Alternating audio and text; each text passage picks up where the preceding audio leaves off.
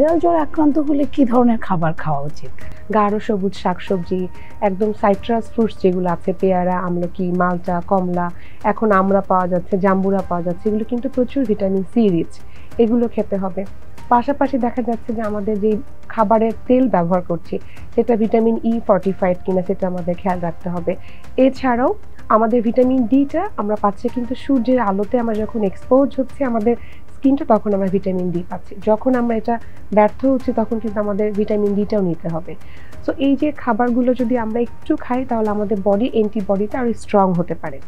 আর আরও যে সিমটমগুলো কী করছে, আমাদের শরীরে পানির ব্যবহারটা প্রচুর বেড়ে যাচ্ছে।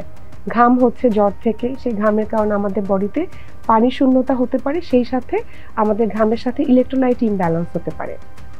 প্রচুর লিকুইড জাতীয় খাবার খেতে হবে, যেমন আমরা স্যুপ করে খেতে পারি, ডাবের পানি খেতে পারি। ডাবের পানি হচ্ছে একদম প্রাকৃতিক একটা ইলেকট্রোলাইটের সোর্স বলে থাকি আমরা, যেখানে আমরা পটাশিয়াম, সোডিয়াম, ফসফরাস খুব সুন্দর মতো পাচ্ছি।